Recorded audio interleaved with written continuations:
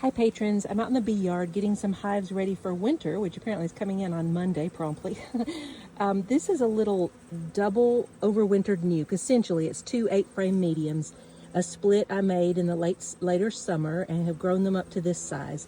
I just took their feeder lid off and I'm setting them up for winter warmth and feeding. So what I do is I put this extra box on top, and I'm getting some bees in here. I put a piece of reflectix right on top of the inner cover. So I just cut this to fit on the inner cover. Go back in there, girl. Oops. Okay. And then what I'll do is I cut the two other pieces that I showed you in the video. Here's the little circle piece. Now it doesn't have to be a circle, obviously. I just did this so that it would fit a certain kind of feeder I have, the bunt pan feeder in the spring, which is nice, but you could cut a square, it doesn't matter. You don't even have to have one of these. I just like this space because it allows me to feed in the winter. So I can put winter patty here. I can put a little sandwich box with winter patty like on the earlier video.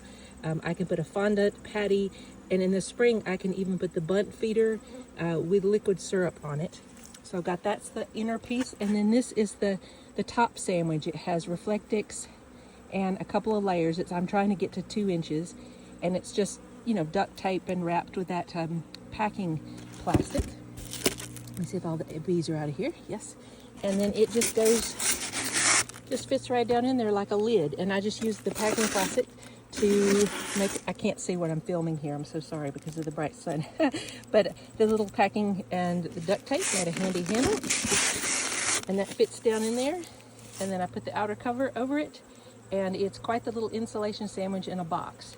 It both gives me a place to store extra supers over the winter, which is nice to have them out of the shed. And it also creates some wonderful insulation for that little hive.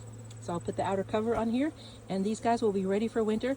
They're nice and heavy now, but they're all set up that when I start to feel them light as we go into winter, then I can add winter feed if they need it. All right, hope that helps.